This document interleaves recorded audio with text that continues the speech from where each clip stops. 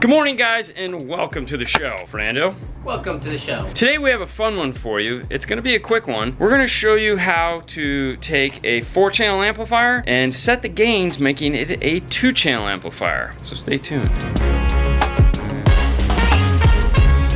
In a lot of installs, putting a 4-channel amp in seems like the best idea ever. Sometimes it is, and sometimes it's not, and let me explain. In this particular vehicle, it's a Mustang. It has a 6.5, a 2.5, and then a tweeter. In the rear, it has a 6.5. if we use the standard 4-channel amp, what we're asking it to do is put the same amount of power to these 6.5s as it would to the 6, 2, and tweet. Seems kind of silly, right? What we did in this particular vehicle is we took a small 2-channel amplifier to power these rear speakers, and we took the 4-channel amplifier and we bridged it to the front stage, giving us a lot more power to the front stage, or what we call the staggered power. Double the power up front compared to the back. But you can't just hook it up, turn the gains up, and call it a day. You have to match the gains from left to right. That's what we were talking about, and that's what we're going to show you. To do this type of work, 1, you need a digital multimeter. 2, you need some way to figure out where the amplifier is distorting. And there's a couple different ways you could do that. You could use a DD1, you could use an oscilloscope, or you could use that same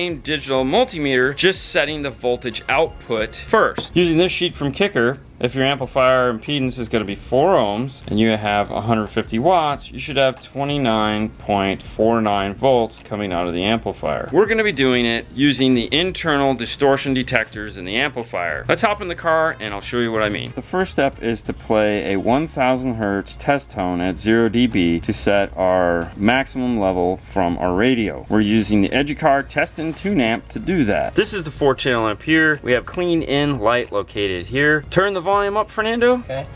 And with the volume all the way up, we have no LED. Make sure your speakers are disconnected at this point. The next step is to play the same 1000 Hertz, but at -5 dB. Gain control here, gain control here. Start turning the first one up. We want to get our light to come on like it is, and then adjust it until it goes away, and do the same on the other side.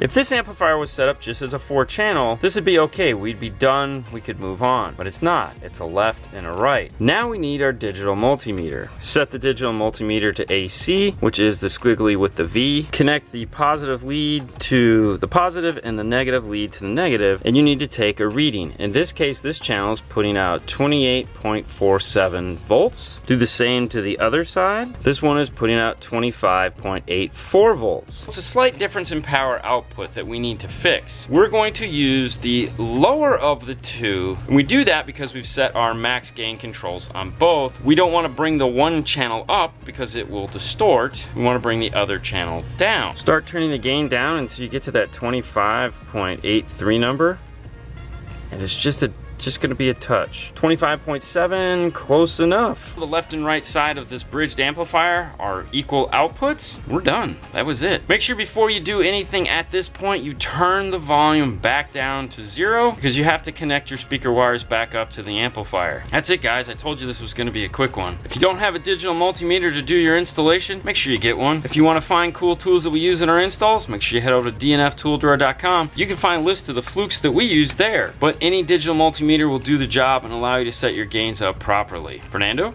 On to the next one, guys. You guys have a great night as always. We'll see you later next time. Bye. Bye.